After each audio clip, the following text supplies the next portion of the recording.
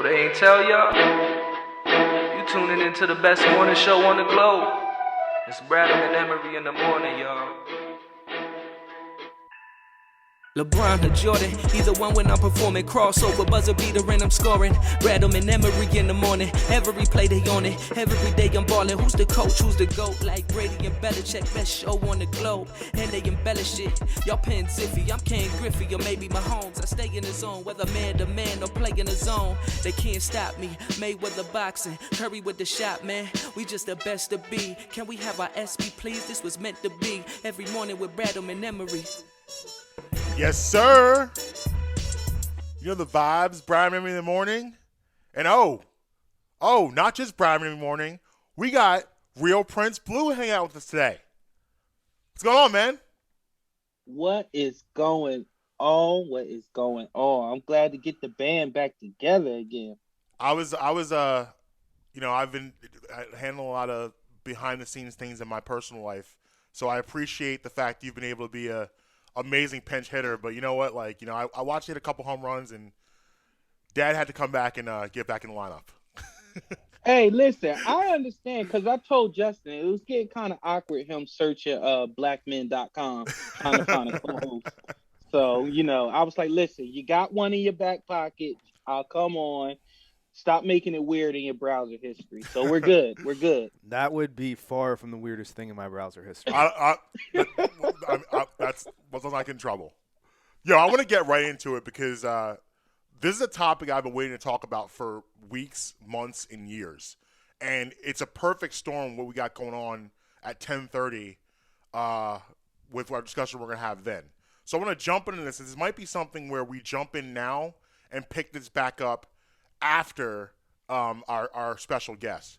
Now, this conversation is something that I've been kind of working on for about 5 years now.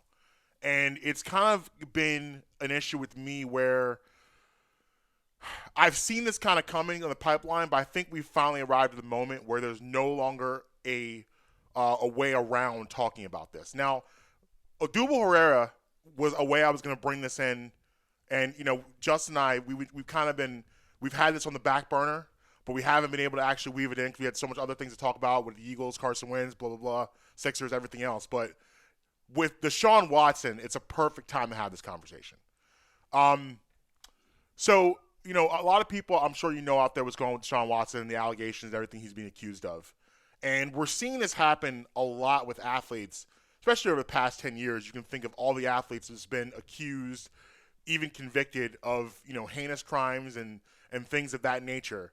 And it opens up an interesting conversation with entertainment because, it's interesting with people. It's like we watch sports. We're all here right now because we're brought together by sports and entertainment, especially sports. This is primarily a sports show, but we do touch on entertainment also, so that weaves in. But we're all together because of that. That's how we all are connected. And a lot of people, when I meet someone, and I don't know anyone, probably the first thing I bring up is sports because it's something that brings people together. And when you watch sports and you are a fan is short for what? Fanatic. And you get attached to these players, you get attached to these teams, and we think we know these players in a way that we actually really don't. We think we know entertainers in a way we actually really don't. Where if, Justin, you talk about how your favorite guy outside of Philly, outside of basketball, your favorite basketball player outside of the Sixers is Klay Thompson. Oh, yeah. My guy is Luka Doncic. I've been a Luka Doncic guy since he was in Europe.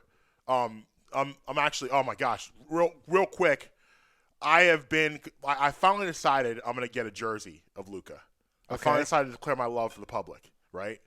So I did that with Rondo. I have a your Rondo guy? Okay. I have a Rondo Celtics jersey. So real quick, Prince, who's your guy outside of Sixers basketball?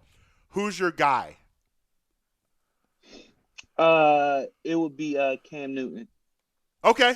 All right. Well, yeah, I know a lot of people that feel the same that way. So again, my guy Luke. I've been going on a journey to find it. Like his jersey is basically sold out everywhere because now everyone's all Luke'd up.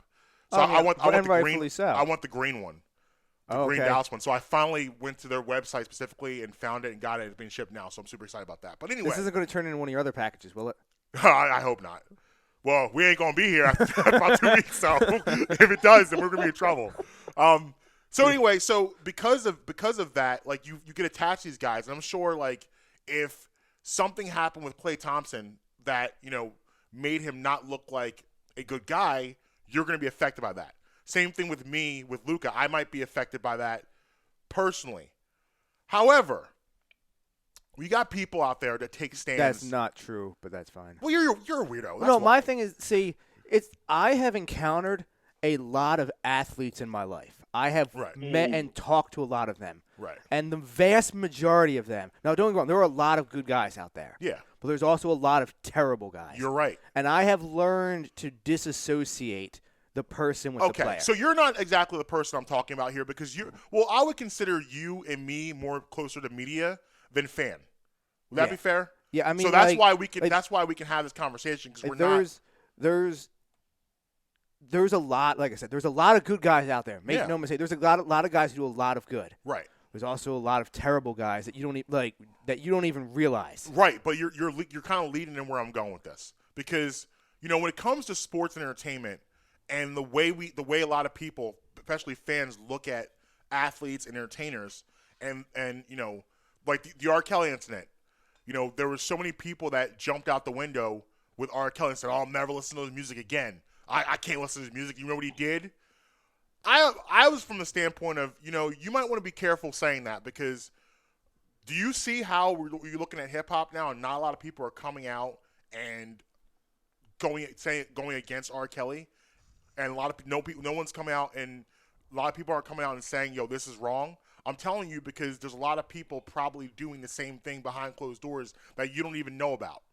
Mm-hmm. And now you have the T.I. and Tiny stuff that's entered the chat. What? T.I. and Tiny. Worst kept secret, by the way. Yeah, that didn't surprise me. So T.I. the rapper. Yeah, I know. T.I. and Tiny are allegedly involved in some pretty wild things behind the scenes. Basically, drugging, allegedly raping, allegedly, forcing people to do things that they probably would not do if they were sober or in their right mind. Allegedly. Mm-hmm. It's so much to the point where the New York Times got involved. And when the New York Times lynches themselves to a story, it ain't for play. So it's probably much closer to true than not true when the New York Times gets involved. And they did a lengthy story about it about 2 weeks ago. So that's why for me, when I got to this whole R. Kelly thing, my stance was, "Yo, you guys got to be careful." Jumped out the window saying, "I'm not going to step in the name of love because maybe R. Kelly's not your favorite artist, but it could be a shot where your favorite artist is doing something you're not going to be too happy with." So here's where I'm at. Oh, for sure, I guarantee here's that. Where I'm Especially at. your favorite athletes. Right. So here's where I'm at.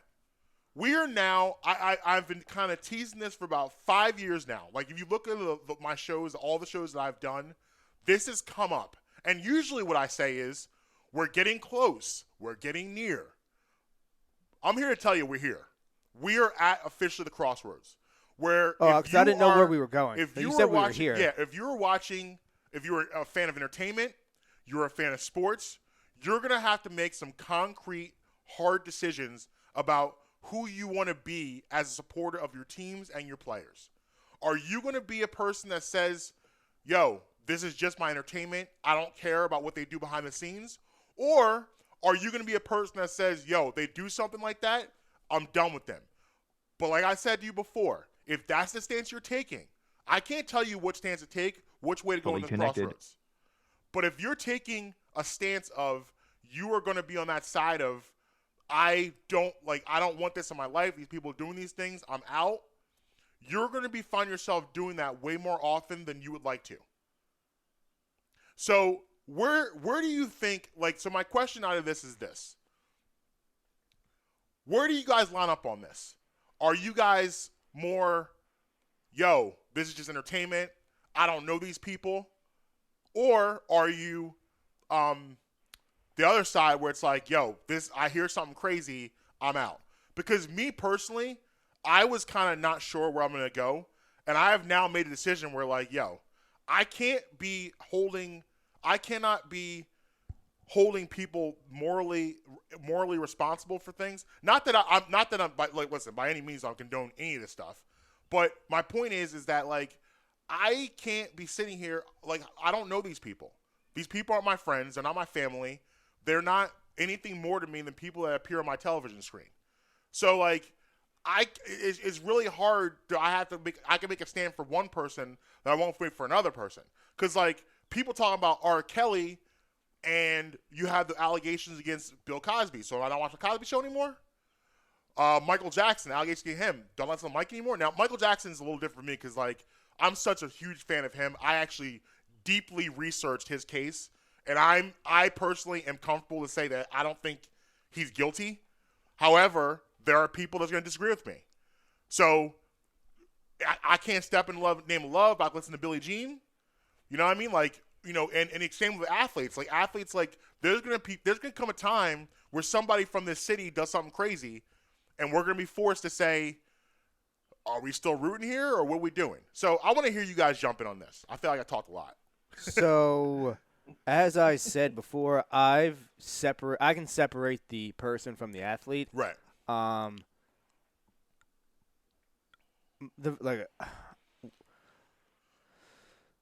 It's my entertainment, and if I so choose to think you're a terrible person, I can still enjoy your craft. I mean, if you go back through history, it is an ugly thing to look at. 1,000%. So, are you going to sit here and rewrite 100,000 years of human history?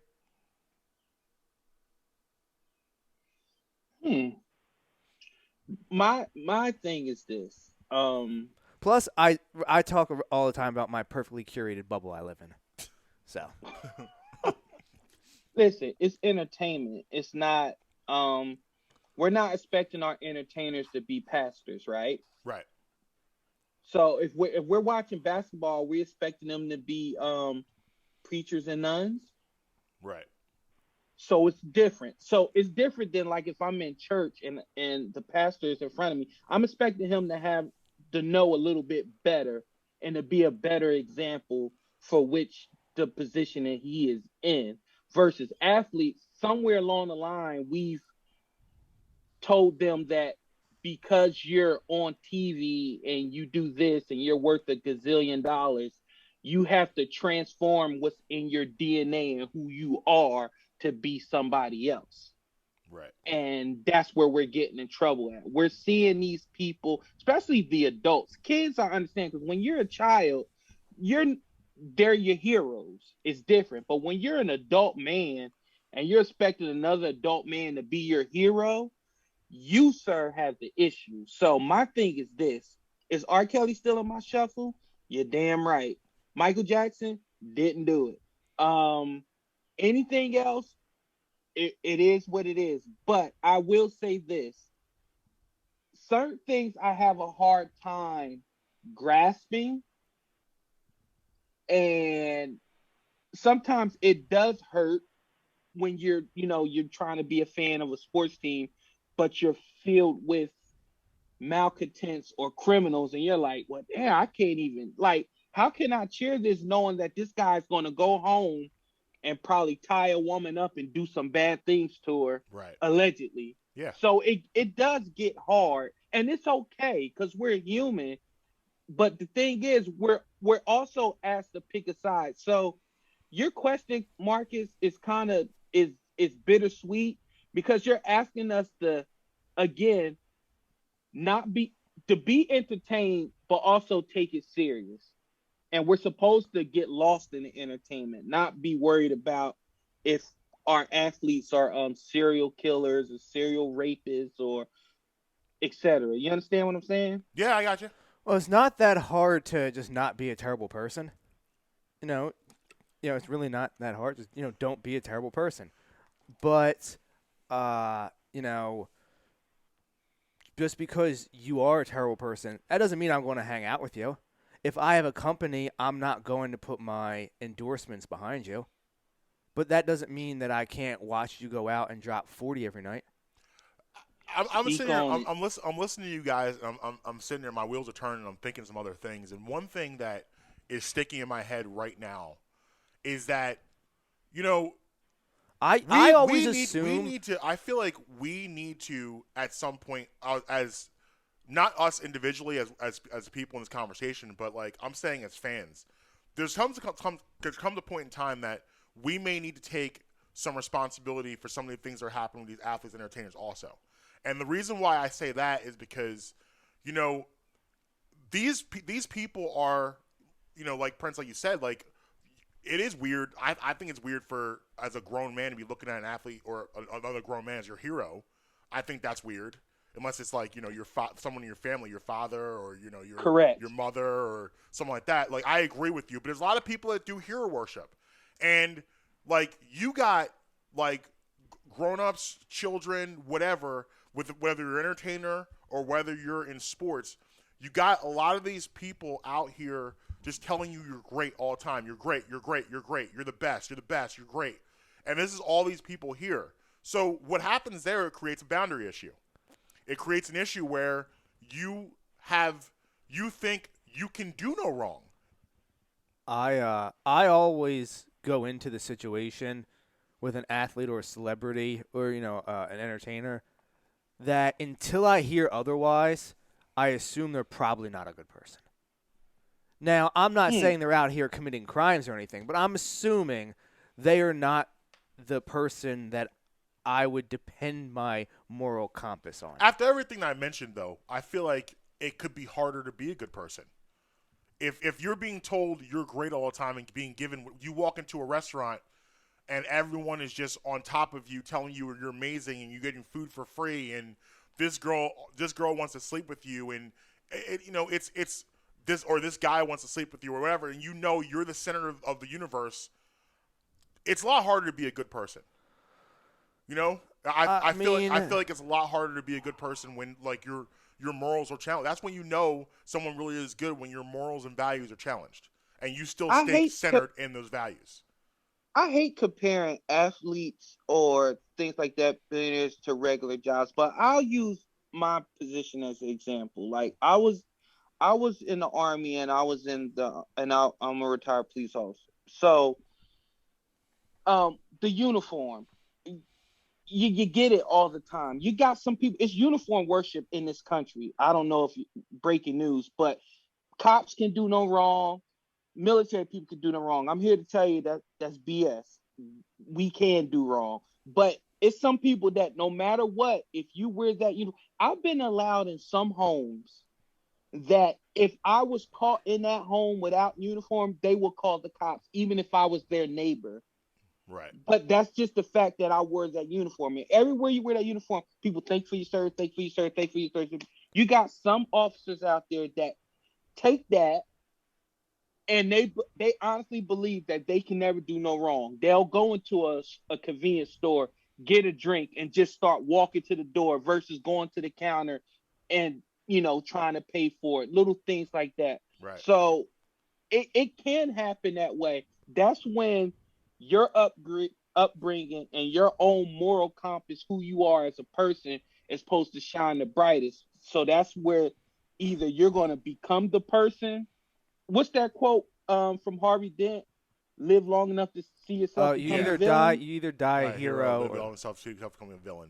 Yep. That's exactly what's going to happen exactly what happens with these athletes and anybody in life. You start hearing how great you are. You're either going to continue to be the hero or you're going to take it to the next level and you're going to die the villain.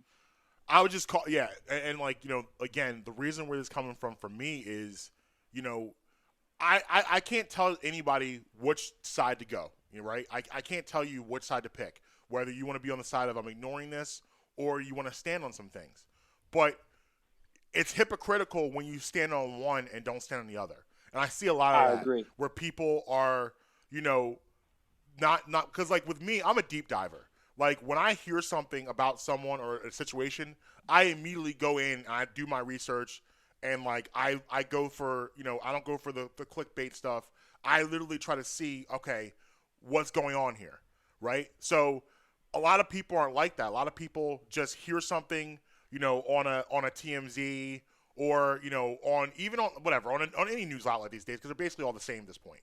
You hear something on a news outlet and you just run with it. Okay, that's it. That's what it is. And I would just caution people, you need to make sure if you're going to do that and you're standing on this stuff, you need to stand on it all. You need to stand on it all. And it might come to a point where you can't watch TV anymore. You need to turn it off and get the books out. So what we're going to do right now is, because we have on the line with us, we're going to get into this Deshaun Watson situation. On the line, we have sports law analyst. You can find him at Sports Law Lust. Dan Lust joins us. Dan, welcome to the show. Thanks for having me. We'll say lots to unpack, and maybe breaking news even while we're on the line. So it's been a wild story to follow. Ooh. Yeah. So this for a lot of us, came out of nowhere. This is not something we had on our bingo card of this year, and this is not something that anyone kind of saw coming. We know Deshaun Watson, was going through the issues in Houston with his contract and not want to play for the organization anymore. And then this story kind of, for us, I'll say for me, just kind of popped out of nowhere. So can you just walk us through it? Walk us through it as if, the audience, we don't know anything about this. Walk us through it. Yeah, so I guess it's probably easiest to work through the time frame. And, for anyone that's living under a rock, Deshaun Watson, if you're going to believe the reports, has requested a trade out of Houston. Houston says they're not trading him, so they're at a little bit of a stalemate. What happens last week, we have a civil case of sexual assault filed against Deshaun Watson. That incident was back in March of 2020. It involved a licensed massage therapist. And you can imagine how a massage could go from being consensual to non-consensual in an act that someone viewed as being sexual assault. Absolutely. So that was essentially the gist of those are the allegations. So we all kind of sat there and we assessed it. Okay. And when you look at these civil sexual assault cases, as we saw with the Antonio Brown context not so long ago, sometimes it's, and it comes down to he said, she said, who's more credible. And then really what's happened since then, we went from one case to 4 lawsuits, to 6 lawsuits, to 9 lawsuits. And now as of this morning, guys, 14 lawsuits with another 10 women that have come forward alleging to be victims but have not yet filed a lawsuit. So no criminal charges are filed as of yet from the DA's office in Houston, but 14 civil cases. And then I guess the part that's just intriguing me that I think has been kind of capturing sports fans' imaginations of this is the attorney for the victims, a guy by the name of Tony Busby, very prominent lawyer in Houston, maybe has some connections to the McNair family that owns the Texans. So, conspiracy theories are kind of running rampant. So definitely a lot with this case.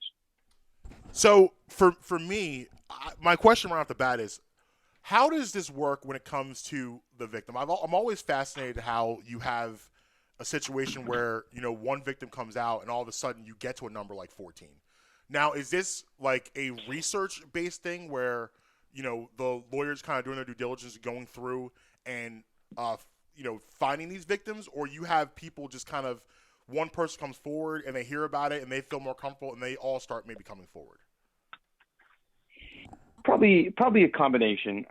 So I think what's happened here, I remember on Wednesday, I was just kind of saying there's obviously going to be more of these because the way the attorney, Tony Busby, is handling the case, he's tweeting or, he's putting it on Instagram every day, different updates.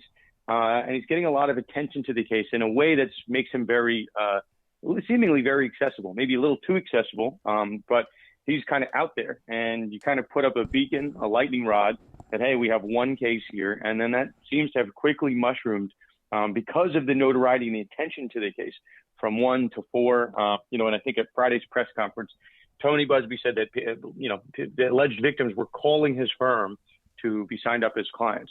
So that's kind of how this happens. Someone comes forward, and then, just as the nature of these type of cases, once someone comes forward, women feel more, at least in this context, empowered to come forward.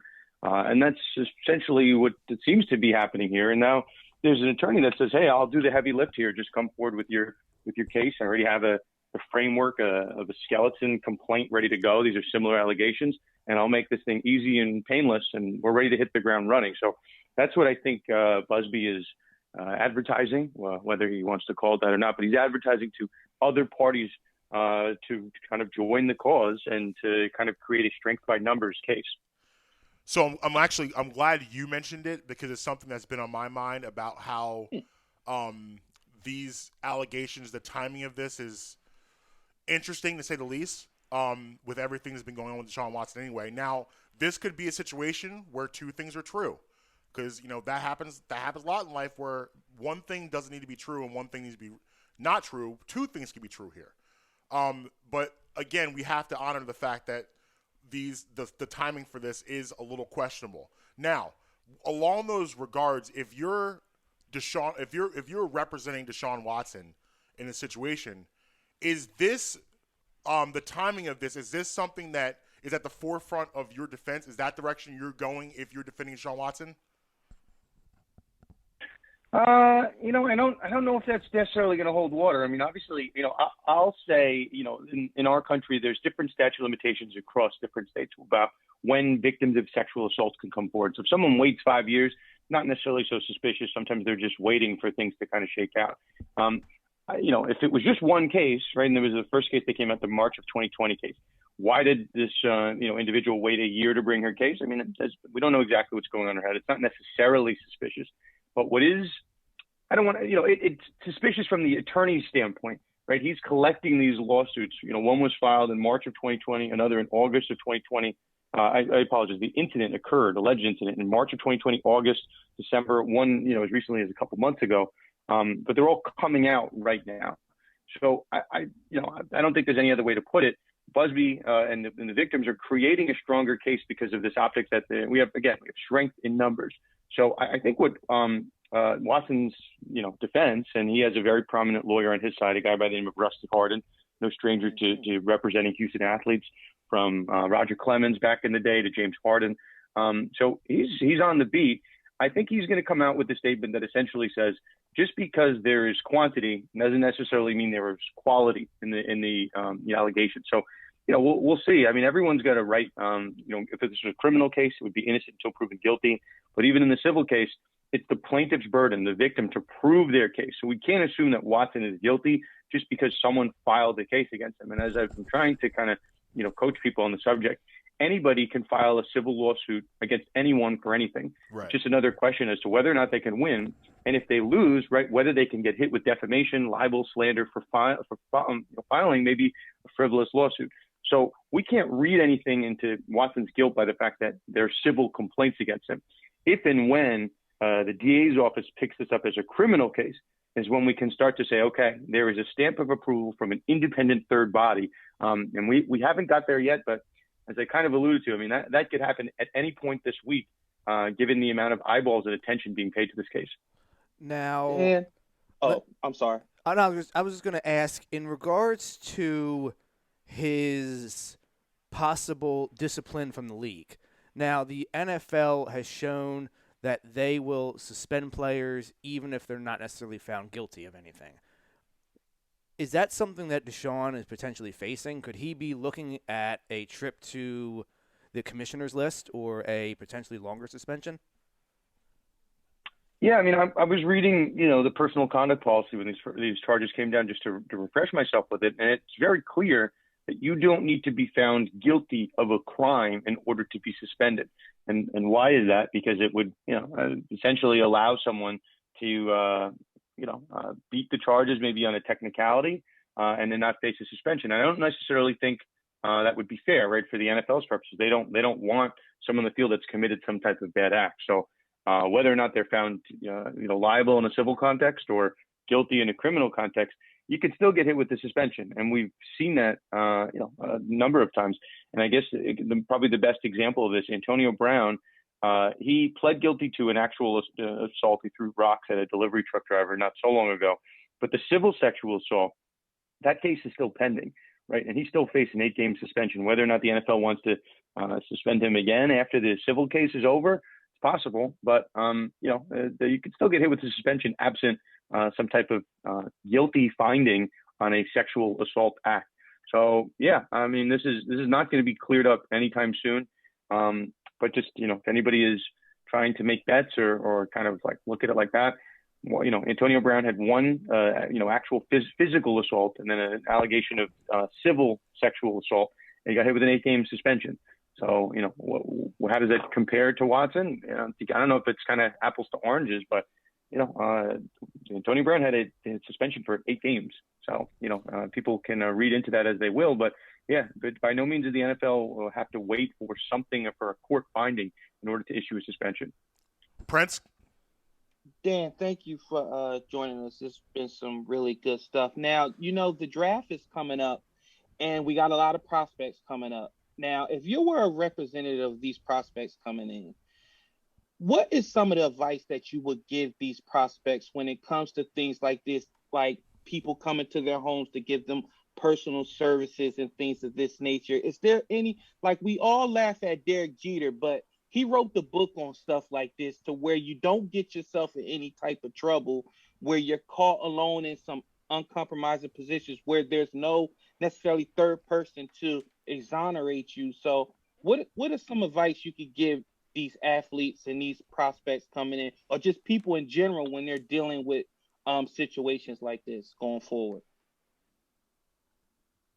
I mean, it's tough. There's no real playbook to avoid this. And well, at least the nature of these allegations, it's an issue of consent versus non-consent. And you can imagine any number of contexts where this is going to come up. So it's difficult. When you're an athlete or a public figure, in any sense, you are susceptible to potentially being a target, right? I don't think I'm saying anything so crazy. But what you see, and again, it's maybe not exactly on par, but someone like Tiger Woods, right? Everyone keeps saying, why isn't he hiring a driver, right? I think that's an easy one. If you have the means to afford a driver, right, a personal security system, cameras right around your house, at your front door, in your car, I think investing in security, investing in a digital trail, I think that's probably your best bet. I don't think you can avoid, and completely immunize yourself from any type of potential case. But, just at least going back to Deshaun's instance, we don't know, right, what happened behind closed doors. Not that I'm telling anybody that they should have a camera up when they're getting a personal massage, but that's the only thing, to use your imagination, right? That's the only thing that would probably save him from these type of cases. So, I'm sure we all have friends, guys, that are paranoid, right? That think that someone's always going to get them, and they're crazy with security detail with cameras in their house. But, maybe it's a lesson here. If you're going to do that, right, if you're going to go outside of the Texans organization and you're going to hire, we'll say, independent individuals, independent contractors to perform any services, you're stepping outside of your zone of comfort, outside of that bubble of the organization. So, yeah, I mean, if you're going to invite someone into your home, maybe that's the strategy. I don't know. I don't think there's a clear answer, but at least it comes to something like security systems, drivers. That's the type of stuff that you could control. And that's the advice I would be giving to young athletes coming into the league. Dan, this has been amazing conversation. We look forward to having you on again if something breaks with the Deshaun case or anything else going on legally in the NFL or any other league. Again, you can follow Dan at SportsLawLust, and we appreciate your time. Thank you. No problem, guys. Anytime. Appreciate it, Dan. Thanks. National sports law analyst Dan Lust coming through, dropping bombs on us. That's a lot of cases. It's a lot of cases, but here's where you got to be careful: is that, like Dan said, quantity doesn't mean quality. And listen, I didn't want to make Dan too uncomfortable while he was on the line, but now he's off the line. Let's be honest. The timing of this, the timing of this is crazy. Like this is crazy, bro. This is like TV movie type timing. Like. So you're telling me this kid is deciding that he does not want to be a part of your city anymore? You're telling me he doesn't want to play for this organization anymore? And by the way, I get it, rightfully so. I understand where he's coming from, why he doesn't want to be there anymore. He's literally gone to the boardroom and said, listen, bro, I don't care what you guys do. I don't care what you say. I will not be putting on this uniform next year. It ain't happening. Then, all of a sudden, we get 1 case, 2 case, 3 case, 4, 5 case, 6 case, 7 case more. Like that's great. That the timing you got to question that. It's suspect to say the least. So sounds like to me he was being an uppity, you know what? And they're trying to smack him down the sides. I wish Twitty was coming on. Man, that would be perfect. This is because this is like in these parlors. Like, it is. I mean, you could get yourself in trouble at a massage parlor if you want, because things get misconstrued, things get things happen that you may not. Maybe at the time it was like, yo, I'm gonna give you extra $300 for this, and she's down. But now you leave, she's not down anymore. Now all of a sudden she don't feel the same way she felt 25 minutes ago, or maybe now it's. Go ahead. I don't get the appeal of the whole aspect. Like I just get the massage and be done with it. What is this whole thing with you need that at the end? Like, it's so stupid to me. It's so bothersome. And if you have a paid staff member from the Texas organization that will come and massage you, do that. Right. That's the only thing that's giving me pause. Why are you going outside of the organization to get massaged when you got one that you could call anytime you want that is at your beck and call? That's the only 1,000%. But here's the thing about life. All of these things that we have just said can be true. Yes. It could be suspect timing. The Houston Texans are mad at him, so they knew about this stuff before, but now we're not going to protect you anymore. Correct. Also, that little image you got, we don't care. Also, Deshaun, you could be a scumbag because you'd be out here really doing this stuff. All of these things can be true, and that's the thing about life, that people want to make one thing true, but this can't be true because this is true. Like life isn't a math problem. It isn't 1 + 1 = 2 = 3. Like, that's not how it always works.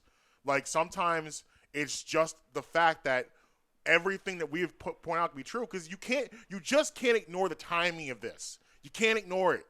It's there. It's right there, like a flashing light in your face that this doesn't make sense. We can't ignore that. We also can't ignore the fact that the problems that Deshaun's been having with the organization. We can't ignore that. We can't ignore the fact that we know that these organizations protect these players when they want to. When they want to do it, they'll do it. Because listen, let's be honest. The NFL. The only difference between the NFL and the FBI are letters, right? They're the feds of sports. Listen, like all these leagues are. They can manipulate and do what they want. The amount of stories that Dom has. You know who Dom is? You're familiar with who Dom is? He's the Eagles' head of security. Yes, yeah, He's okay, that right. big, he's the big bald guy. Yeah. Mm-hmm. The amount of things that he has had to cover up in Atlantic City for Eagles players. Yeah, I specifically. LeSean McCoy. Yeah, that doesn't surprise me either. But you look at LeSean McCoy has a legendary reputation in Atlantic City. I don't doubt it. And when it comes to stuff like this, these organizations the TV show. I don't know if you're familiar, Justin, Prince. You also, I don't know if you're familiar either. Ray Donovan, right? Ray Donovan on Showtime is basically, long story short, it's a guy who's a problem solver for the entertainment celebrity world. What's it called? Ray Donovan. Okay. So if you have an issue, if you have a problem, say for instance, you were with a prostitute and things don't go well and maybe the prostitute dies or something. Ray Donovan's the guy you're calling to clean it up because you don't want to go to the press. You're telling me every organization does not have a Ray Donovan on their staff? They do. Oh, they do. They all do. They all do. They all have that guy where he's the guy you call when you need to cover up something. Now, when you say, I don't want to play for your organization anymore, and you say, I don't want any parts of you guys, and now people, all the bad press Houston has gotten, you think they want to protect you anymore? No. Now, back to my thing about Dom. Mm-hmm. He had a kind of like a standing agreement with the Philadelphia police that before you call it in, you call him. Mm-hmm. You call him and you go from there. Mm-hmm. Same with the Atlantic City police. I will tell this story to you guys during the break, but I have a story of LeSean McCoy and AC that I cannot tell on this podcast. Okay. I'm in. Okay. But I'm not surprised, but because again, like I said, the NFL, you're talking a multi-billion-dollar conglomerate.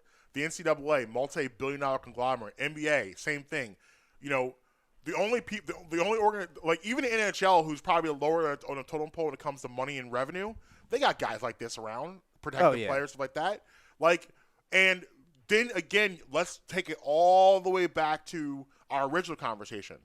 You wonder why these guys feel elite. You wonder why these guys feel like they can do whatever they want. You wonder why the guys feel like superheroes and they're above the law. Is because in a lot of ways they are above the law. You know, it's interesting to me, R. Kelly. R. Kelly's been doing this stuff allegedly for years and years and years, right? Going all the way back to Aaliyah, right? He's been doing this stuff all the way until the surviving R. Kelly documentary comes out. Let me ask you guys a question. Do you find it a little bit interesting that the minute R. Kelly stopped making hits for the label and stopped being a relevant pop artist, all of a sudden we got to bring all of these charges on, and all of a sudden now he's getting convicted and under the jail?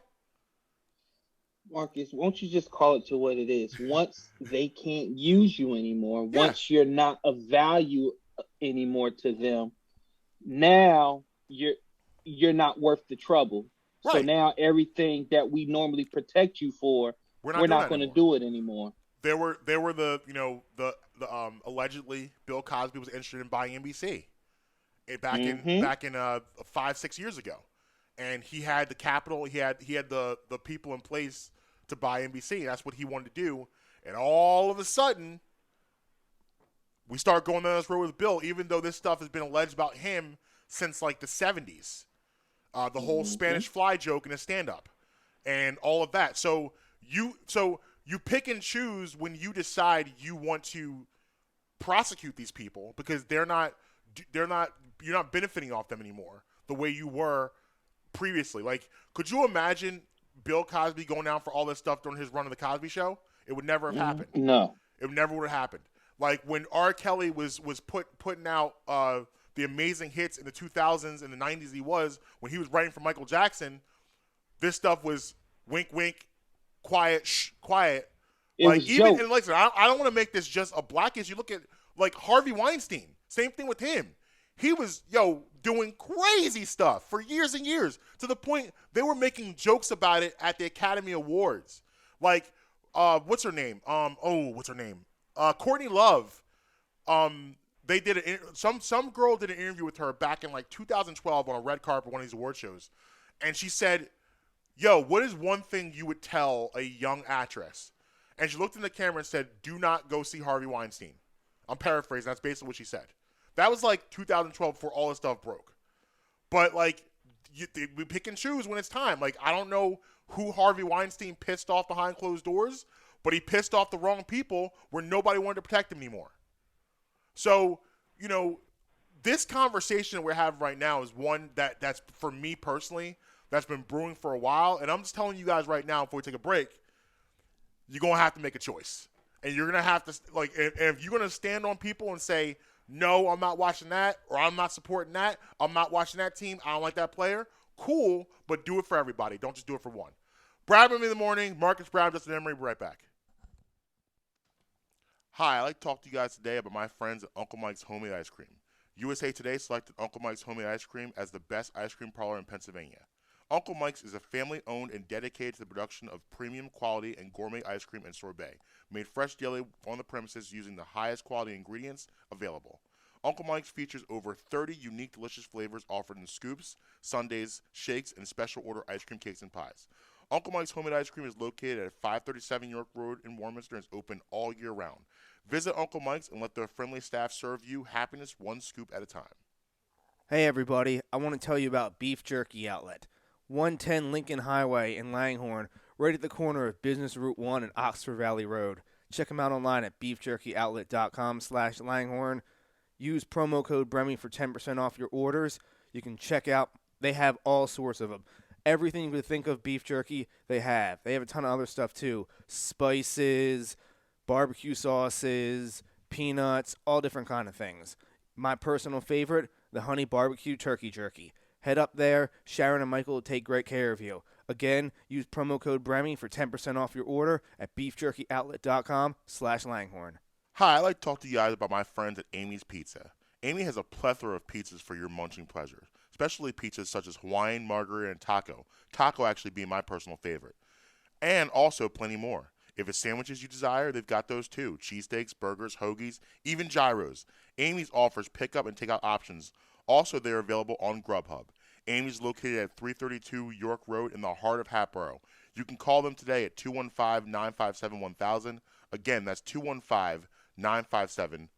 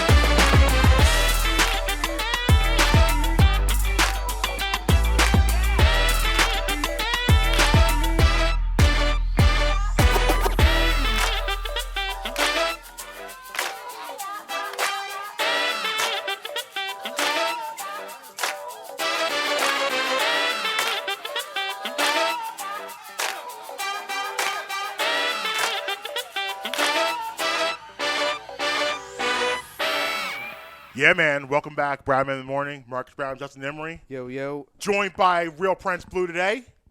Hey, yo. So I know I forgot to look up facts today. Mhm. So as far as I'm concerned, nothing happened in history. That's the policy. We did have something that happened 2 days ago. Yeah, Veteran Stadium. Yeah. Yeah, we talked about it. Yeah.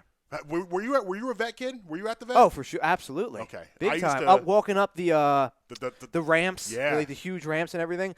So I'm like the only baseball guy in my entire family. Like my family, like we're inner city people. We don't get down with baseball.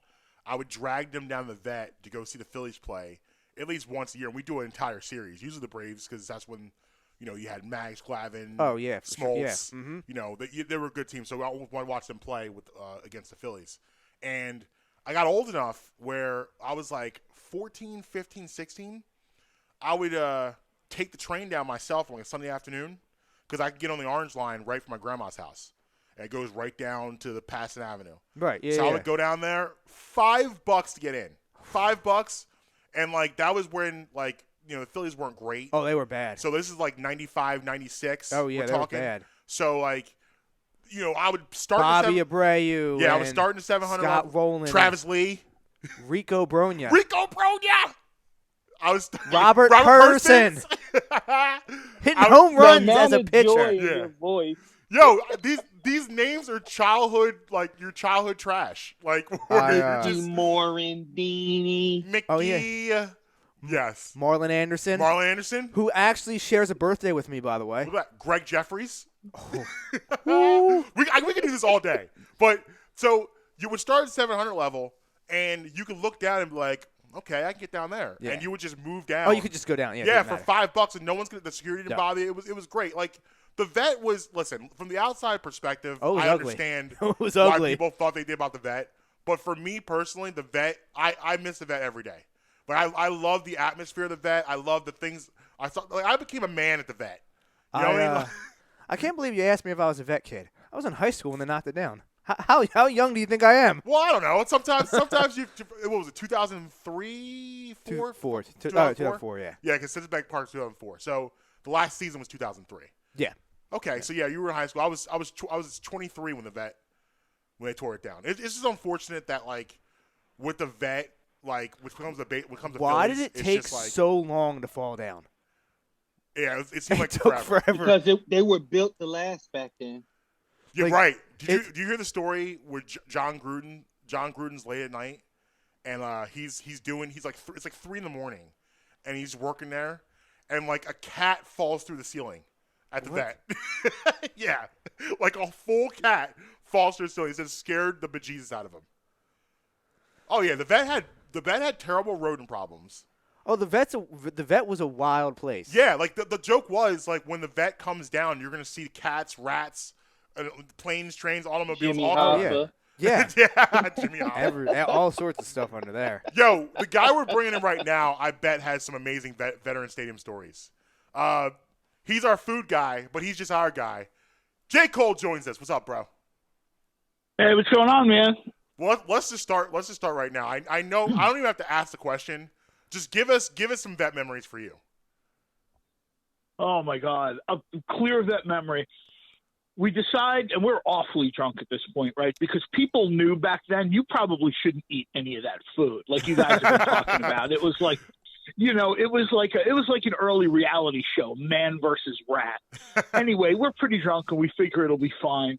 We go to one of the places, which was what used to be on the curve there, and it looks okay. And sure enough, we look, and, they had the old rollers with, like, the Deshaun Watson brats or whatever.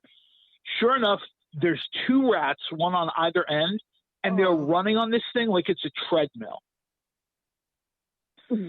And it's hot, so they're kind of hopping and jumping, but they're trying to get a brat. And they're almost in different directions. And I'm positive I've just had, I'm like, at this point, I'm beer tarded. I've had way too much. But other people saw it too. And, like this girl just slams into me like, ah! And I look, and there's another rat running along the counter, sitting up on the napkin. No! You and had the ISIS rats. Like, just sitting up on the napkins. Like, literally the look on its ratty face was like, yo, do you two have our brats yet? Yeah, like, yo, and I'm just we like, live here. And I mean, I'm not a small dude. I just literally leapt out of the way, slipped on beer or urine or whatever is usually on the floor there. A combination I was of both. just like, I was like, you got to be kidding me. And so sure enough, unbelievably, a guy, and this is the best part of my vet memory, old school guy, he's got like that quality Upper Darby accent. It's like, excuse, steps over me and he orders 2 brats. No. He's like, but not theirs. Delco. I laughed so hard, people thought I was having like an asthma attack. And I was like, no, I'm good. And then people were like, oh, you want to hit Tony Luke's on the way home? I'm like, no. Yeah, I don't want to eat food for a month after seeing this. Yeah, And then everybody had this problem. Yeah. Everybody had this problem too. You'd be in the men's room, and there'd be like a cat sitting on the garbage can, and you'd be like, man, whose cat is that? And the cat just looked nasty. Yeah. You know what I mean? It'd always have like one eye, and somebody had burned its tail, but it was just looking at you like, F around and find out. And I'm like, no, I'm good, cat. I'm good. I'll just take my wet paper towel with me. I'm good. Yeah. The vet, like the vet was a toilet bowl, but it was our toilet bowl. Like it was just one of those. Oh, yeah. It was just one of those things where like going to the vet and being a person that went there, it was like a rite of passage. It was like a badge of honor to say, yo, I was at the vet. I was in the 700 level. I can share those stories. Like I was a little bit on the younger side, so I don't have any good vet drinking stories. But like I definitely was a part of that atmosphere. But listen, man, I gotta be honest. I'm a little sad today because I'm sitting here thinking about like food, and I'm thinking about outdoors and how much I miss being able to go to restaurants and dine outside. Like, isn't that just a great moment with food, is having that outdoor meal? But I do have a question when it comes to this, when it comes to, like, the grilling. I know there's people that grill in the wintertime, but, like, let's be honest, grilling is synonymous with summer. That's usually when people like to bust out the grills. When do you say... People grill in the winter because they can, not because they should. You know what I mean? Yeah. The food takes longer to cook because it's cold. Right. You've got like 6 inches of snow and ice on your grill top. Yeah, it's no good. People do it to prove a point. So when do you... I feel attacked, first of all. So I want to ask you, when do you think it's appropriate to bust out the grill? Because, listen, this is my little bit of white I have. You know how, like, with white people sometimes, like, as soon we were at the park. I took my kids to the park the other day, and Amber, the first thing I was like, I don't understand why the moment sunshine hits, my people think we need to be busting out shorts and T-shirts. Like, guys, it's still 58 degrees. No, she's totally right, though, man. It's crazy. It's 58 degrees. If white people were a D&D character, we'd get like 5 or 6 skills, right? And it would be like wearing khaki shorts in the winter, or like the sunlight. Everybody knows the words to a Garth Brooks song. You know what I mean? Like, everybody's got the same skill set. Yeah. And sure enough, I'm watching people jog up the street, and I see 5 or 6 women of color. It looks like they're like a jogging club, right? They all have the same red jackets. Yeah. 10 minutes later, the dog and I are sitting in the yard yesterday watching the street. And I tweeted a photo. It's me, her, beer. I'm sitting there watching people jog. I'm, toasting them. Hey, Sure enough, some white dude comes running behind them like 5 minutes later. And this dude was legit in like skater shorts and a tank top with a way too small hoodie that he must have like lifted from his kit. Yeah. And I'm looking at him, and it was nice yesterday. This is probably 11 o'clock. It's still like 50 degrees. Right. No socks in the sneakers. And I'm just thinking to myself, I'm watching. I'm like, there's no vaccine for stupid. I finish my beer, I get another one. You know what I mean? I'm just like, and I get it. People, like you do these stand-up routines, and everybody makes these jokes, and they're funny, and I laugh, but I just kind of nod my head, like, right. So it's so true. So my thing is, my white thing is, like, as soon as the weather breaks a little bit, I'm ready to bust out the grill. Amber's always like, no, it's too soon. Relax, stop. Like, I'm like, grill. So you tell me, because I respect your opinion, obviously, when it comes to this area. When is it appropriate to bust out the grill? Well, you know what? I'll give this answer because I know, I got a buddy of mine. He loves posting like on Instagram where he's grilling in like 6 inches of snow, right? And I'm like, yeah, Jake, that's cool, but we're in our 50s. Stop doing that. You look stupid. But no, it does. I'm serious. I mean, when you're 22 and drinking a beer and doing that, it's like, oh man, those young men are savages. Right. When you're 50, you're like, Boomer, what are you doing? Go inside. Right. I'll tell you this. You probably want to look, and I understand we get a nice day, right? Yeah. Everybody knows between like Philadelphia and Atlantic City, we have like 19 seasons, not 4. We've got like fake snow, pre-spring, fake winter. You probably want to look at let's just say your grill's in the garage, right? We're coming out of February, right? Now we're like, Valentine's Day comes and goes, right? You start looking at the weather. You start seeing a bunch of days, 50s, a little bit of sunshine. You're good at that point. But you've got to really look at the weather. And plus, it's always, it's specific to your area, too. I got friends in North Jersey, they're still wearing winter coats in, like, April. I'm like, you know what I mean? But down here, the temps, I think, between the river and the ocean are a little bit milder. It's not quite so bad. I think after Valentine's Day, if you're sure there's no snow on the horizon, like this year we had Valentine's Day, and they told us, man, next week you're going to get dumped on. Right. Obviously leave the grill in the garage or whatever, you know what I mean, covered. But most of the times you look here and you see end of February into March, it's starting to get sunnier. It's starting to get warmer. We get like the daylight saving time deal where it's not nighttime at 3 p.m. anymore. So, you know what I mean? That's when it's a good time to take out your grill. And I just want to say this too. I don't want to be like Fire Marshal Bill here, but people, please clean your grill. At least at the beginning of the summer. Please. Absolutely. You know what I mean? Clean your ovens also.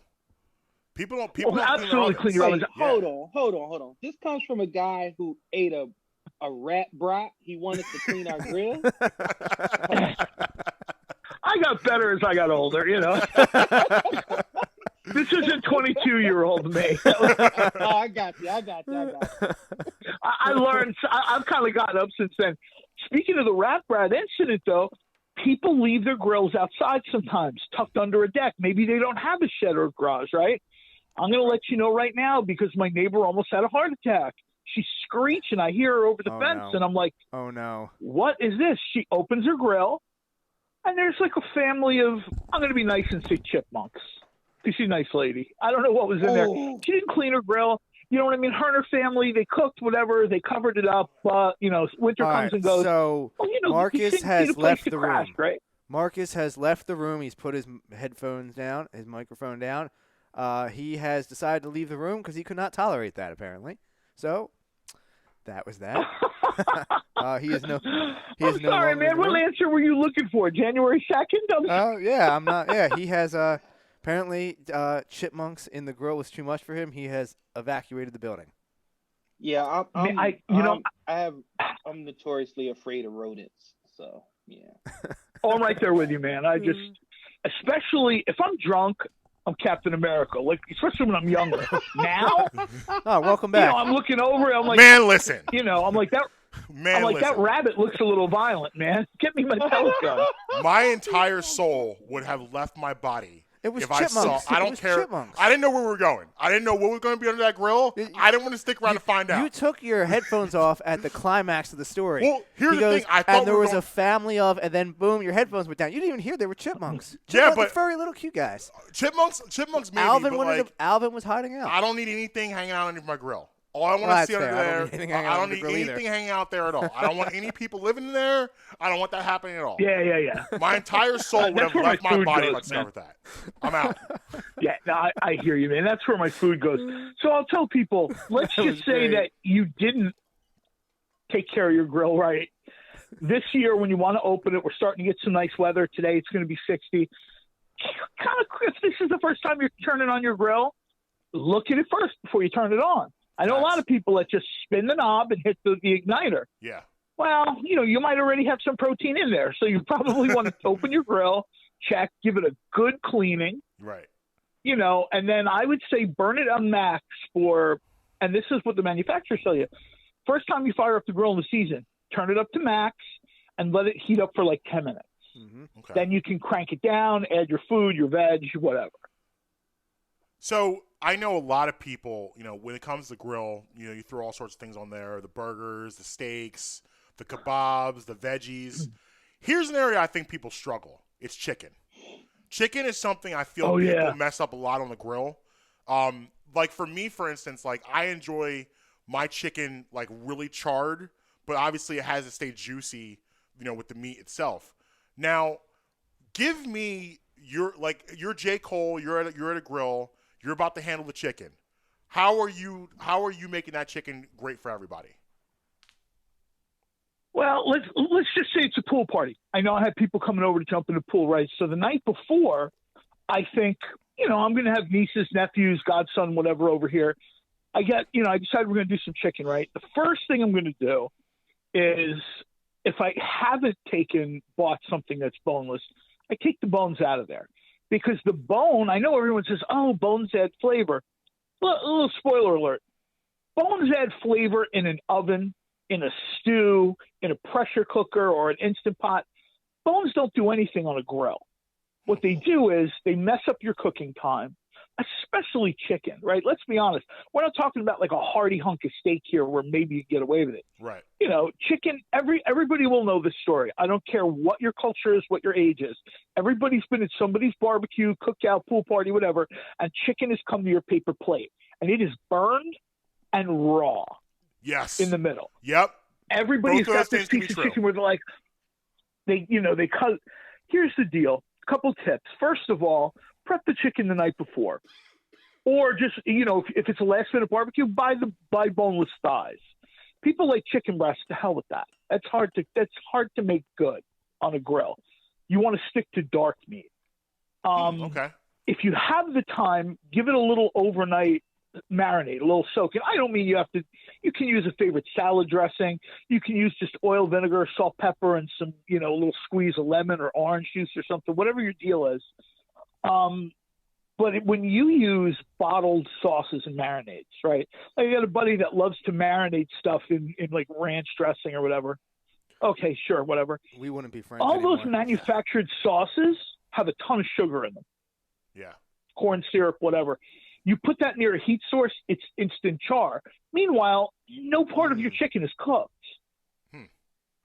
So you probably want to try to keep fat or sugar. I'm sorry. You want to keep sugar off the outside of the chicken. Okay. You don't want to have your grill rocket hot. You want to heat it up rocket hot, and then you want to crack it down to, let's say, chicken should be medium, maybe medium high if it's an older grill.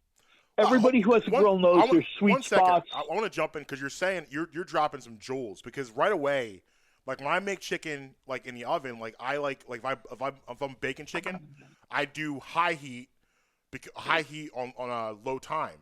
But you're kind of reversing that, which is interesting. Now you're saying with the grill you got to go the other way. Probably, I'll tell you why. There's a science behind it, and I don't think anybody wants to hear that. If they did, they'd be tuning into Discovery Channel. But the science behind it is you cook it lower and slow. You cook it slower on the grill. The meat doesn't seize up quite so much. The fibers, the proteins in the meat doesn't seize. Plus, you know as well as I do, someone's going to show up super early at your barbecue. It's going to be that friend or family member that has no life. Yes. So your 2:00 pool party is them there at 10:30. Justin, and relax, then you're going to have relax. And then you're going to have that friend or family member. Maybe their lateness is legit. They're a firefighter, they're an EMT, they're a cop, they're a shift worker. Or you're just cousin Hassan and you show up at 10 o'clock to a 5 o'clock barbecue. Yeah, more often than not, it's like your stoner cousin who stumbles in. He's still on daylight savings time or whatever his eyes. So you want to keep that meat to a point where it's tasty, like you said, juicy and cooked. Yeah. But I can throw it back on the heat for a few minutes so that person gets a hot plate of food without it being jerky. Not that there's anything wrong with jerky, but, that's not what you're looking for at a pool party. Right. Wow, interesting. Yeah, I mean that's right away. I mean, I think chicken is where people struggle. Everyone tries to do it, but I think it's the biggest struggle on a grill. Do you got any food felony for us? It's the hill people die on. Yes, it's absolutely the hill people die on. And it's funny that we were talking about this because this is going to lead right into the food felony of the week. My food felony of the week is about it's grilling season, right around the corner. Right? We've talked about cleaning your grill. We've talked about what to put on your grill. Here's the deal. I'm going to watch you people do this all summer, every summer on Instagram. I've been seeing it for 10 years. People tweeting the photos. Facebook has got like 20-year-old pictures of people doing this. Do not put all your food, chicken, fish, veg, 3 hot dogs on one plate. Open your grill top, dump everything in there, and then close the grill top. First of all, there's a whole cross-contamination issue. You don't want to get people sick. And second of all, everything cooks at a different temperature. The family barbecue is a time-honored tradition pretty much anywhere in America, right? Yes. I'm not saying you need to be Gordon Ramsay, right? I'm not even saying you need to be like your neighborhood grill champ. But take 2 seconds to read the package of whatever you've paid money for and to see how to cook it. Hot dogs are already cooked. They're barely food. I mean, let's be honest. Hot dogs are like barely food. Right. They only needed to be heated up a little bit. I mean, I remember being a little kid. Kids ate those raw in the park.